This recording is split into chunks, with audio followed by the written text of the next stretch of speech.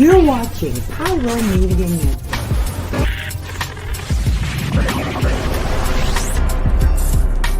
Hello, Pyro Media family. Thank you for tuning in. If this is your first time joining us, welcome. We hope your experience with us is fruitful. While we are loading your experience, please do us a quick favor and hit that like button from whichever platform you're watching or listening on. And we do hope you consider hitting that subscribe or follow button so you can check out more of our amazing content. All right, let's start the show.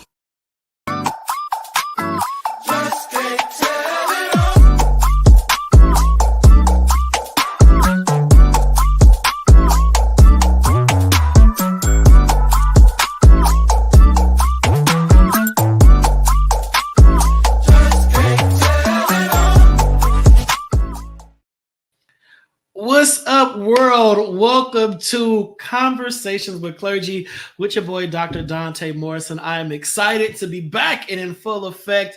I have been on a break for about 2 months, just reorganizing, recalibrating, and just reinventing Conversations with Clergy to make it one of the most impactful discussions with clergy that you will ever experience, because we keep it real, we keep it raw, we keep it relatable, but we also keep it faith-centered. And just for those who are wondering what Conversations with Clergy is all about, it is really a part of the HVTN Faith-Based Initiative, which is a national program involving faith ambassadors across the U.S. who connect with diverse faith communities. We share evidence-based information regarding HIV vaccines and antibodies being developed and tested in clinical trials for HIV prevention and treatment. For additional information, please check out hvtn.com. All right. So that's what the Conversation with Clergy is all about. I am a faith-based ambassador. I basically am I am the only one on the West Coast. All of my colleagues are either down south or back east, and we're all doing phenomenal work. So thank you for tuning in to Conversations with Clergy, where we really unpack just some faith-based approaches that the church, the Black church specifically, can use to combat HIV, to promote HIV testing, raise HIV awareness, and talk about COVID-19, because COVID-19 is far from over. It is here to stay. COVID is here, but Nelms is a mighty man of God. He's the pastor of the Chosen Generation Church. I believe Pastor Nelms is are you still in Long Beach? We'll get to that. So Pastor Nelms is going to come on, intro himself, then I'm going to bring on that next pastor. So let's hear from Pastor Cedric Nelms. Hey, Donta, thank you for having me tonight, man. Appreciate you. Sir. Appreciate it, man. I am glad you are here. I'm glad you found time, because wrangling clergy is difficult. Because if y'all ain't marrying somebody, y'all burying somebody. You know, it's always y'all always busy. You know. Yeah, man. And sometimes it's we just get busy with our own families. You know, right? Period. They pull at us too. So yeah, and I think folks they forget you guys are multifaceted. You got a lot going on. So let the folks know about you and Chosen Generation. Chosen Generation Fellowship Church, man. We've been around. Last year we hit 14 years old, and we were in the city of Long Beach prior to the pandemic. Due to the pandemic, the building we were renting wound up being sold. And so now we are doing home church model, but we're looking to find a facility that can be of use to us in the city of Long Beach. So I have folks come to my house, man, and press down on my furniture, on my floor. But we do church the way, the way it was done in Jesus's time. So I love it. I love it. Take your sandals off. Come on in and sit down. Right. I love it. They know they're going to get some good food and stuff like that, because the first lady, my wife, is a caterer. So sometimes they come for the food. They don't come for the word. They don't come for the word. Say less. I am not bad. I'm not bad. Let's get Pastor Williams up in here. So next up is this dude is like my brother now. I mean, Pastor Gary Bernard Williams of St. Mark UMC in Los Angeles. This is a man of integrity. He does not hold back, and he's really about the people. So listen, viewers, please welcome Pastor Gary Bernard Williams to Conversations with Clergy. Yeah. There he is. Hey, how y'all doing today? Good, sir. How are you? How are you? How are you? Doing well, doing well. I Doing love well. it. So this Getting is good your to intro moment. Let the folks know, where you at, who you are, and what you all about. okay. So I'm the senior pastor of St. Mark United Methodist Church, Los Angeles. We're located on the corner of 83rd and Gramercy in South Los Angeles. I've been here for 8 years now, and I love where I'm at. Been able to really kind of get this church moving in a different direction. This is an old church, a traditional church, but we've actually been able to do some really new things, bring some surprises to the congregation, but some things that have really helped us to really get out into the community. We have I love their motto they had when I first walked in the doors. I mentioned this to you before, Dr. Donta. Their motto is, "We are a church in the heart of the community, with the community at heart." So my question was, how are we living that out? And I've been asking that question for the last 8 years. And so that's what we've been doing. We've been moving out from the pews into the neighborhood to do the work that we do. And so it's been good. It's been wonderful. I love it. The ups and the downs. And what I love about both of you is I've been to both of your churches, and your congregations are polar opposite. Polar opposite. Pastor Nelms, I can walk in there with some Timberlands on, some jeans, and whatnot, and go forth. And the folks will receive, at Pastor Williams' church, you got to walk in with the suit, the cassock, you got to have the whole everything. It's grandeur. It's grandeur up in there. But I think that's the beauty. That's 10 o'clock. That's 10 o'clock, right? 8 o'clock is different. But I think that's the beauty of the Black church, is that we're able to see the different approaches, and tradition versus modern, all that kind of stuff. But at the end of the day, we're still dealing with people. And oftentimes we're dealing with the same people with the same problems, but our approaches are different. So in honor of National Black HIV/AIDS Awareness Day, you two are my guest that's going to kick off this conversation about HIV, sexual health. We're going to go into COVID and really unpack this in the way that's going to help a lot of people, because I'm sure you both know there's some mistrust when it comes to the Black church. And it seems like the only thing that is being shared is the negative, are the pastors that have run amok, and that's a small percentage of how many good clergy is out there doing good community work. But unfortunately, social media tends to highlight, the negative, and those who are doing really great things are overshadowed, which is why I love this platform, because I'm bringing in true leaders that are about the community to really talk about issues affecting the community, and you're not doing it for any kind of fortune or fame, because if you were, you probably wouldn't be on my little show. But no, I appreciate you both. So let's get into this dialogue. And again, this show, I want y'all to keep it 100, because the folks that watch it, they already rubbing their chin, like, let's see what these Black pastors got to say. But I have experienced over the last 2 years of doing this show that it has changed lives. And it has put some faith back into people that have walked away from the church, to see clergy out there that's really talking to them about their needs. So let's get this first question going. So currently, many people are still aware of how HIV is transmitted. Do you think people are uninterested because they still view it as a gay disease? Whoever wants to jump in first. Okay. I think there are still a lot of misconceptions about how it's transmitted, and the fact that people are living long lives with HIV today.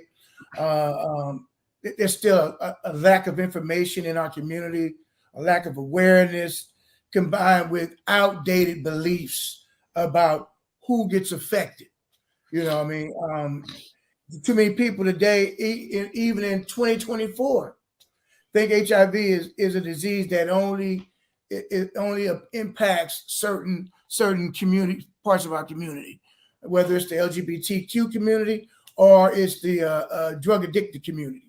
And I say So yes, we need to do a better job of getting the right information out to people, and being able to help our congregation understand that it's important for us to talk about these things, to talk about and to educate, to bring people, professionals in to share their wealth of knowledge with our congregation so that they would have some information that they can share with somebody else. I love that. I love that. Pastor said. Yeah, I think there is the level of unawareness at this point is disrespectful for the simple fact that ignorant. What I've said on other topics, ignorance is bliss when you don't know, but when you know, it's disobedience. And I think some people are just disobedient because they don't want to be aware of what and how HIV is transmitted, because it's an othering, not in a positive way, but in a negative way.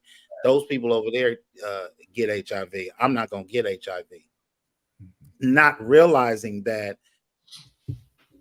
some would say the lines are blurred, but I think we've reached a level to where when we deal with sex and sexuality, people are doing different things. So it's no longer just a quote unquote gay disease. It's something that is there, just like any other STD that you can get, whether you think that you're married in a faithful relationship, or whether you're out there dating, or whether you're out there dating the same sex, or you think that you're dating the opposite sex who may be dating the same sex. It's a gumbo pot at this point. And so you cannot be ignorant, because if you're ignorant now, you're just totally being disobedient as far as what is going on in our community. And that does a disservice to our community at the end of the day. And I think you tapped into something that I want to be clear with everyone that comes on here. I always ask them the question about, is the church for the community? Has the church left the community or forgotten about the community? Because we are seeing that certain conversations get overlooked, within the faith space, even though persons that are part of certain communities attend the church. So how are we providing holistic services and reaching everyone if we're only talking about what we feel is safe enough to discuss from either behind the pulpit or within the pastor's office? So thank you both for that share, because I think it's important that in 2024, it's really embarrassing that we still have faith leaders that shy away from this subject or this conversation because they purely see it as a gay disease, and that's what those gay people get. So thank you both for that. Let's dig into the next one. Sexual health is important. However, the church fails to address it. Why do you think that is? And when we talk about sexual health, that's not just HIV. It's talking about sexual health as a whole. And I know oftentimes we got churches that they'll have their marriage ministry. Well, where's your dating folks ministry? So when they talk about the marriage, it's like, okay, now it's no holds barred, but over half your church is just still dating. They ain't married. If you think they dating and they being celibate, that's a whole nother conversation with clergy. But when we talk about sexual health, why do you think the church still fails to address it, even though we know that we have all these STDs out there? I would say that the church is silent because the church struggles with unresolved sexual baggage that of our own that we bring in. We, like I said Sunday, I said, we don't want to talk about sex, but we'll pray about lust. We'll pray about it, but I don't want to have a conversation with anybody about what I'm struggling with. And so that's a failure. That's one of the biggest failures, I think, in the church today is stuck in our past and stuck in secrets that we don't want anybody else to know. Even though we say we believe in God, if God knows everything about us, then God knows that too. But we're ashamed to talk about these things with each other. Right. I agree. I think it's when in response to that question, I think our conversation is, number one, archaic. I don't know if we are talking language that needs to be talked in the current 2024. I think some of it is that not only is it archaic, but I will say that I think some in the church space, everybody doesn't want to be under the light. They want to shine the light. Because when you're under the light, then that means we get a chance to kind of see the things that you don't want people to see. So when you talk about sexual health, we want to tell people not to do it, but everybody from the pulpit to the parking lot is doing it. And we don't want to address certain things, because then that means we've got to be transparent too. And when I say we, I'm talking primarily from the pulpit. We have to be transparent with the simple fact that, the first lady is not the first lady that I had sex with. People don't want to talk about that. The first lady may not be the only lady that I'm having sex with. So people don't want to talk about sexual health, because then sexual health means that the light has to be shown into some spaces, and we got to get some dust out of some corners that we don't want folks to see. And then sometimes our speech is archaic. We don't know how to talk to this current generation about sexual health, because we just don't. We don't want to study to show ourselves approved when it comes to talking about sexual health in 2024. Yeah. Piggybacking on that, just going to ask another question, not on my thing. You said something that I felt was very important. Do you think that if more clergy were honest and transparent about where they are and what they do, we would have more honest and transparent churches? Oh, yeah, I think so. Well, I know we would have more honest and transparent studying of the gospel, to see then how the gospel really helps us in this space. Okay. And if we would have more honest and transparent churches, because people would feel free enough to be able to come, and now I can really talk about everything in my church and with my pastor. So yeah. It's our secrets. It's the secrets that we hold on to that cripple us. It cripples us, and we're unable to tell the truth of the gospel because of our own secrets that we hold in our hearts. That's one of the biggest deterrents from being able to speak to kids and the young adults. You know what I mean? About sex, about sexual health. You know, in a kind of a redemptive kind of way that it's okay to be who you are. You know, and sex is a part of life. That's what, God made us sexual beings, but we don't want to talk about it. It takes us out of our comfort zone. So, right. And I love, Pastor, how you talked about, we think the first lady is the first lady, and we hold this narrative like, okay, so pastor, one man, one woman, and the whole nine, not realizing that both pastor and first lady, they had lives before they got to that pulpit. Right. And I think that we do a disservice when we don't talk about who we were or who we are, and I think that's what our kids nowadays, why so many are fleeing the church, because they're like, I just don't feel like this place is honest enough for me, because everyone has this facade. And for me, I'm never shocked when I hear about any kind of pastor scandal or pastor drama. I'm like, these are human beings trying to make it, just like I'm trying to make it. Yeah. So y'all so busy videotaping and wanting to throw the whole word away because the pastor got caught at the motel. Pastor had needs, and pastor couldn't be honest because y'all would have crucified him. So that's just me. Yeah. Let's get one more question before we go to break. One more question. As a pastor, how do you address sensitive issues such as sex, sexual identity, and human sexuality from a safe and spiritually healthy place?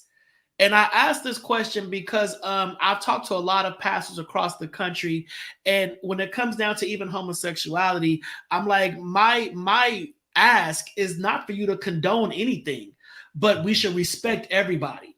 And if your teachings or your belief goes against this thing, that's fine. But Bible bashing and pulpit abuse, to me, is problematic. So how do you address these issues? I'm an open book. I share, about my congregation knows who I am, where I've been. They know my whole backstory. I share all that. But my faith continues to compel me and guide me to create a safe environment, for everybody that comes, so that we can have an understanding and be able to respond to the challenges that face us. That we're sexual beings. Again, I promote justice and love for all people, affirming everybody. I've been preaching that for years now. I'm not afraid to talk about sexuality and faith. That we are human beings. We have a body. We have an identity. We have relationships. We are sexual people. And we need to be able to talk about that and express that in the context of worship and in our relationship with God and in the way we understand the Bible itself.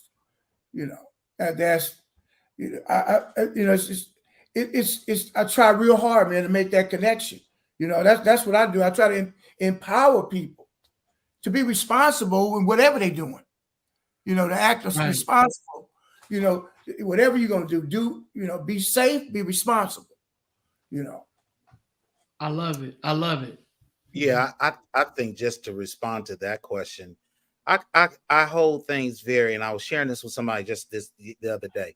I hold everything this year very loosely, and always come with an attitude of I'm trying to learn because I don't know everything. At the end of the day, I think one of the beautiful things God blessed me with was to have 5 diverse and individualistic children who have taught me I don't know everything. So there are things that are new that I don't understand. I may not practice it myself, but at the end of the day, how can I be open-handed instead of closed fists to learn? Right. So what is going on today, and how can I find some alignment with? It was a conversation months ago on Facebook dealing with certain female rappers and their level of rap and raunchiness, as some people might say. Okay, there was female rappers back in the day when I was coming through school in the 80s and 90s that were doing the same thing. So it's like I can't bash this one and not bash that one because I was listening to that one back in the day. Same thing when it comes to sexual issues and where we are. I'm trying to learn. Like Pastor Williams, I don't know how long he's been married. I'm in my 25th year of marriage. I don't know what's going on out there. I don't. Right. I've been married to this woman for 25 years. So I don't know. Teach me what's happening. How can we be open-handed and welcoming, and let's learn together? I love that. That's a phenomenal segue into our commercial break. You two so far have been dropping nuggets and gems, and I pray that someone is being, redeemed in this moment. So quick commercial break. We'll be back right after.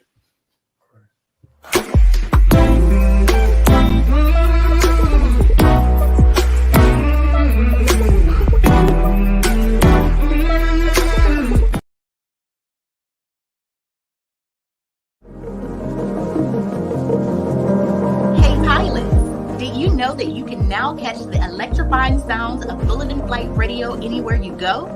Yes, you heard it right. Tune in to the high-flying beats and soaring melodies by downloading the TuneIn app on your mobile device. Just search for Bulletin Flight Radio and hit play. It's that easy. And if you have a smart device like Alexa or Google, just say, "Hey Google," or "Alexa, play Bulletin Flight Radio on TuneIn." Experience the rush of adrenaline wherever you are. Listen to Bulletin Flight Radio on TuneIn using your Alexa or Google devices.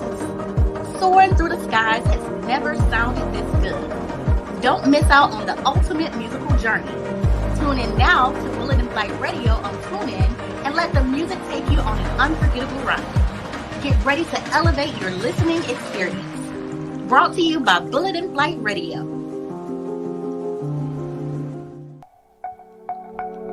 Are you ready for enlightening conversations that transcend boundaries? Get ready for Conversations with Clergy, brought to you by the HIV Vaccine Trials Network.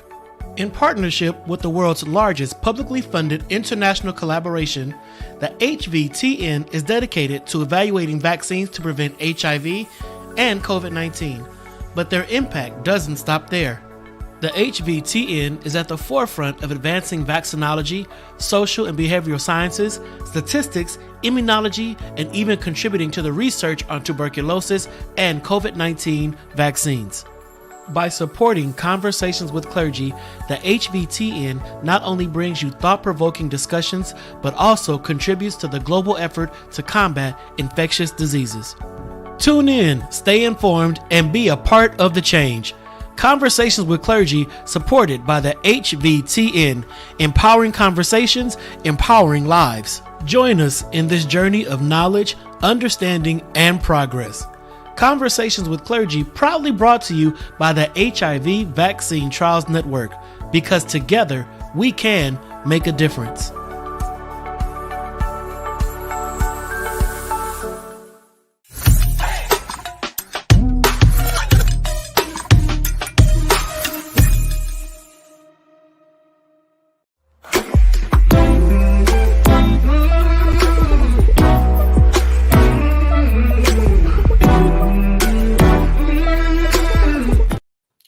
Welcome back to Conversations with Clergy. I'm excited about this discussion because it is life-changing, and it's really something new and something fresh, something that the church is not talking about more often, and I think just discussing HIV and sexual health from a faith-based perspective it's refreshing, and it's definitely needed. So let's dive back into the discussion. What's our next question? Gentlemen, y'all having a good time so far? Yes, Absolutely. sir. Yes, sir. Awesome. Our next question: what message do you have for those who avoid accessing sexual health services out of fear of being judged? And I ask this question because knowing a lot of people that's like, I don't want to go to a testing clinic because I don't know who's going to be up in there. I don't want nobody to see me walking in or walking out. What I'm going to do if somebody drive by and happen to see me, they have this mindset, like I recall back in the day when I would try to get mobile testing units to come out to the churches on a Sunday. They will come, they park, they'd sit, they'd wait.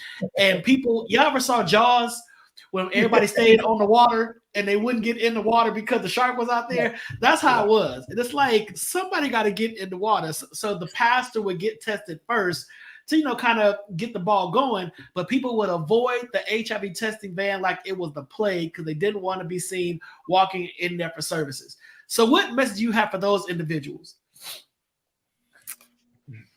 I know a lot of people, they feel a lot of shame and embarrassment about being seen going to get themselves checked, because of all the stigma and all that associated with the attitudes that people have about sexual health. But I tell people we need to take care of our sexual health, because it's important. It's an important part of our relationship with ourselves and with our partners and with anybody else.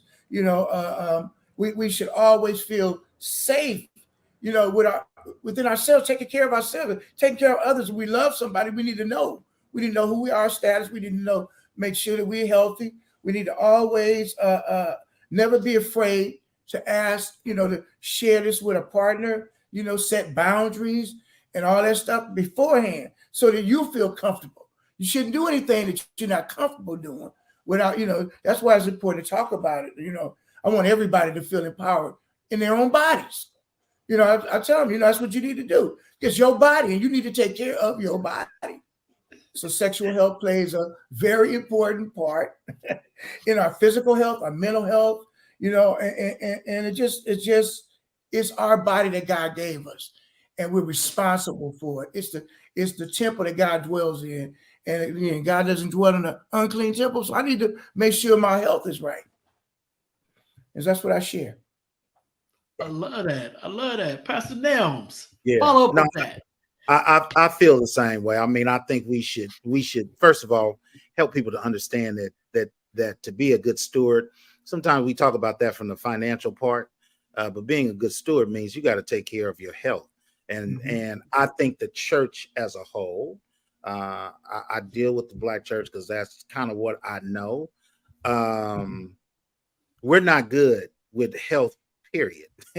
Just going to the doctor to get annual checkups, to get prostate checkups, to get colonoscopies, and to have your heart checked. So we got to do better at that on a wider scale. And I think by doing that, being able to also, like Pastor Williams said, get yourself checked from a sexual.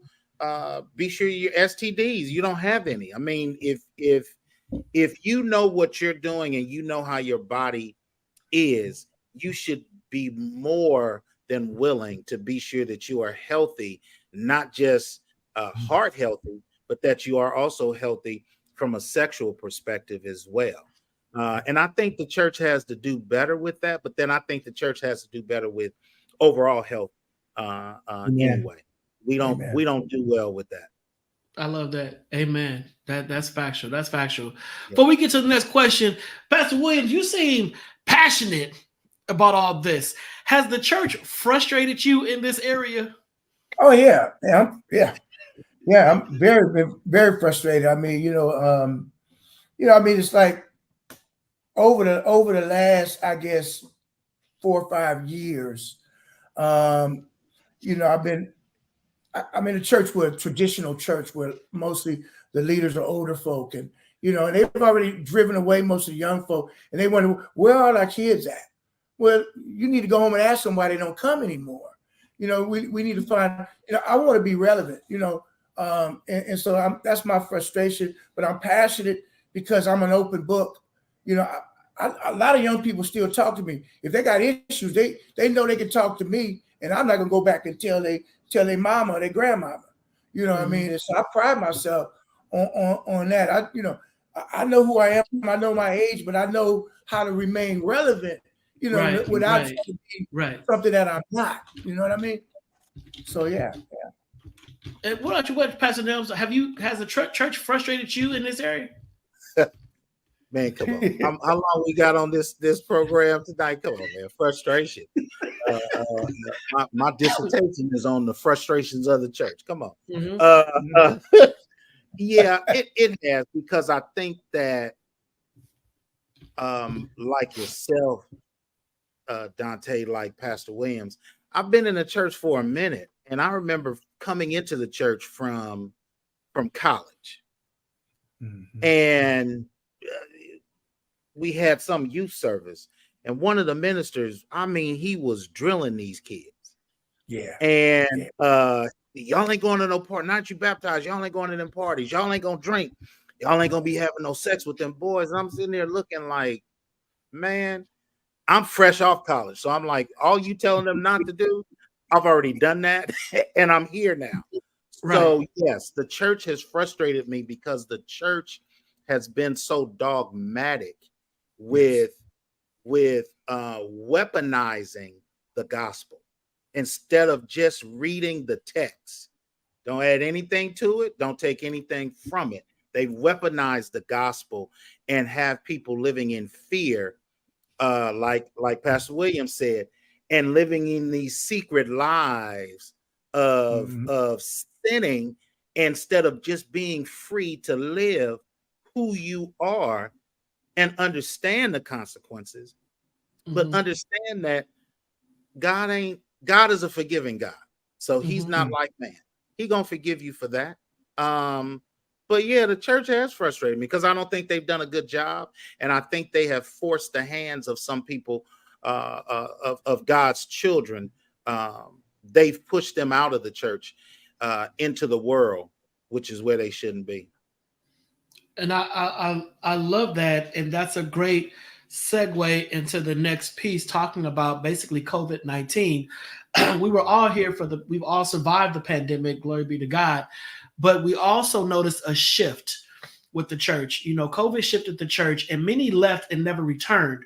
So how did the pandemic impact your ministry? And I'm saying they never returned, not because the church remained closed, but because COVID actually gave them a way out.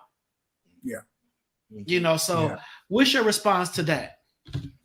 Yeah, it was so interesting when COVID hit, and the church completely shut down, and I was, because I kept coming to the church building and preaching from my pulpit. Me and my wife and my musician would come, and 1 or 2 other people would come, and they would sing, and my poor wife had to hold up my iPad in front of me so we could be on Facebook Live. That was the only way I was in contact with my people, and it went like that for quite a while. So we just went from that level to getting a tripod to finally getting live streaming. So it changed everything. And again, a lot of my older people, they've been at home so long, they just, a lot of them have really just suffered, and they kind of just shriveled up, man. And they don't even want to come out. They don't go anywhere anymore. It changed them. And this is another. I'm gonna say this, and I'm gonna cut it short. That's another frustration I have is I'm in a large denomination, and we have Episcopal leadership, and we have leadership like that at the top. For the entire first year of the pandemic, they didn't ask, what can we do to help assist? How can we help you to keep going? None of that. I was on my own for an entire year. I would think we're supposed to be a denomination, a connectional system. That's a major frustration I've had with the church since pandemic. Yeah. And I think that when we talk about the pandemic and we talk about, vaccines and mask updates and put the mask on today, take it off tomorrow, you're free, you're liberated. We need y'all to help us spread this information. The vaccine argument within itself was a lot for the Black community because Blacks got trauma. We got medical mistrust. We got all that going on. I had pastor friends who were pro-vax, and I had pastor friends who were anti-vax. And trying to get them to understand the science about all this and go beyond well, God's going to keep me and heal me, let alone your church is dying because you got them praying instead of wearing a mask. It was just so much going on. And I think that a lot of it came from, like I said, that medical mistrust and then the science community not doing a good enough job with disseminating information. Well, now we hear that in Los Angeles County, COVID, we had a recent spike in new infections. And they were like, oh my God, we gotta shut stuff down, masking again to go into hospitals and care centers and all that. But the church was once a place of community information. It was the gathering spot for people to come and get knowledge and awareness because they had pastors they trusted, pastors who were in the know, pastors who sat at tables, to get the information. So now in our last question, just amid all the mass mandates that's ever changing and confusing, how do you instruct your parishioners to be safe? Because COVID is not going nowhere. COVID is still a problem. You probably got parishioners who don't have the vaccine. They're not going to get vaccinated. They refuse to get vaccinated, Yet and still they walking into the church house, and won't put a mask on because they believe in God to keep them. Then you got some that are they're germaphobes. They're terrified. They like, Pastor, I want to come to church, but Brother Benjamin ain't getting the vaccine. He won't put a mask on. I'm vaccinated, but I just don't. How do you navigate all this as clergy? I think for me, and I go off of the example of I have a mother that's 76 years old who still goes to church and puts a mask on. You have to take responsibility for yourself. When I travel and I get on planes, just like I know you do, Donta, I know Pastor Williams and his wife does, I put a mask on. Now, everybody else can be what they're going to be, but you got to take responsibility for yourself. And at the same time, somewhat like a condom. Yes. Like a condom thing. What? Take it for yourself. Take responsibility for yourself. Don't worry about the person. They can say what they want to say, but you take responsibility for yourself and protect yourself. Yes. I got parishioners who told me, some even came to me and asked me to write them letters for their job. Pastor, I ain't getting the vaccine. Okay. Right. I'm not going to lie to you either. So you do what you got to do. Responsibility to keep your job. Is it more important for you not to get vaccinated and potentially lose your job, or get vaccinated and keep your job? And as far as people not coming back after the pandemic, I think some of those people were ready to get off the bus anyway. They were hanging on by a thread, so to speak, and the pandemic gave them an out. And I say that because It didn't stop them from going to Las Vegas. It Right. didn't stop them from going to San Diego and Palm Springs. It didn't stop them from getting on planes, going to New York when tickets were $55. So that's just an excuse, because at the end of the day, we've got to take responsibility for ourselves and protect ourselves. Yes. Because the gospel says, be accountable unto thine own self, but be accountable to God too. So do what you got to do so you can remain healthy, because this body is God's temple. So protect it and be responsible and good steward over it. Period. Yeah. Period. Yeah. Yeah. So we've been ever since the pandemic, the vaccination's been coming out. We've been partnered with the county, and we've been a site, and we've got another one coming up on the 29th of this month. They contact us on a regular basis, and we put it. We talk about it. We put it out for the community, and make sure that congregation is in our bulletin. We still got a bulletin like the old school, and it's in there. It's in the bulletin there because they read it. And so it's in there right now, the next one coming up. And I just continue to promote it. I'm fully vaccinated. You know, we got masks available, hand washing stations, all that stuff is still available. You know, again, you know, because, you know, we have older congregation, you know, and people need to be safe. People need to feel comfortable when they come to church. So, you know, some wear masks and some don't, but we don't sit all switched up together no more. Mm-hmm. Because actually we don't have as many people coming as we used to, you know. Right. So. I appreciate that. I appreciate both of you just really expounding on what you're doing in the midst of all this. We're coming to the end of the show, and I think this has been a very healthy discourse. Hopefully you're open to having a part 2, because I think it's a lot that we still did not get to unpack, to just go deeper and deeper and deeper. But I think this is a great kickstart to this year's season of conversations with clergy. And then just in closing, just in 30 seconds or less, let the people know how they can contact you, reach out to you, come to church, come to service, come and feast at Pastor Nelms' house. You know, on Sunday, should we bring a brisket? Will we bring to-go plate? What do we do? How do we do this? So let's start with Pastor Nelms. How can the folks reach you, connect with you, and be a part of your services? Hey, just if you go to choseng129.org, that's the church's website. I'm on most social media, Instagram, Facebook. I even have a TikTok account as well. So you can find me. And if you go to the church's website, that's how you can reach me the most centralized way of reaching me. And then connect with me on social media. And if you want to come by the house to have service, we pretty much here every Sunday at 11 o'clock. We sometimes have old school LAUSD coffee cake. And sometimes we got chocolate chip cookies. And sometimes, we may actually leave. You may actually leave with a plate of some barbecue chicken and scalloped potatoes and some mixed vegetables or some greens. We can get soul food dinner going. So just reach out to me. Along with the word. I love it. I love it. I love it. Yeah. Pastor Williams, how can they reach you and how can they come be a part of service? Well, first of all, I want some of that LAUSD coffee cake. I got you. Don't even worry about it. I got you. You and I got both of you. So we're located right in the heart of South Los Angeles, right on 83rd and Gramercy. And our you can go to our website, www.stmarkla.org, and they'll find us that way. On Facebook, I have all those other accounts as well. I have 2 services. I have 8 o'clock service, very, very, very much so. It's not connected with the United Methodist denomination or tradition.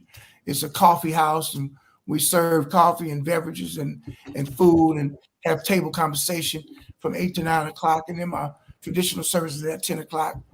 We give food away on Wednesday and Thursday every week.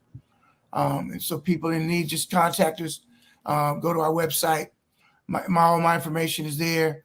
I love to talk to anybody, and everybody's welcome.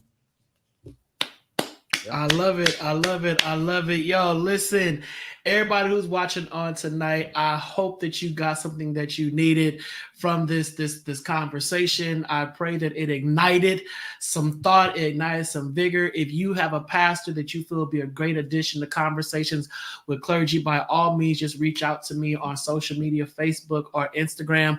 I'll talk to your pastor. If he can handle the conversation, he can come on and we can discuss it. But I think it's important that we, within the Black community specifically, generate this dialogue within our places of worship. It is so important because it is necessary and it is needed. So Pastor Cedric, Pastor Gary, thank y'all so much. I'm going to kick y'all out. I'm going to close this out and we're going to be done. All right, listen. So thank you for watching Conversations with Clergy. And like I said earlier, Conversations with Clergy is a part of the HVTN faith-based initiative. The HVTN is the world's largest publicly funded international collaboration facilitating the evaluation of vaccines to prevent HIV/AIDS. The HVTN also helps advance the fields of vaccinology, social and behavioral sciences, statistics, and immunology, as well as tuberculosis and COVID-19 vaccines. To learn more about the HVTN, please visit www.hvtn.org. And then most importantly, check out the HVTN faith-based initiative. You will see me and all of my counterparts from across the country. All right. So that concludes our show. Shout out to you and those that you love. And I will see you next week on another episode of Conversations with Clergy. Take care and God bless.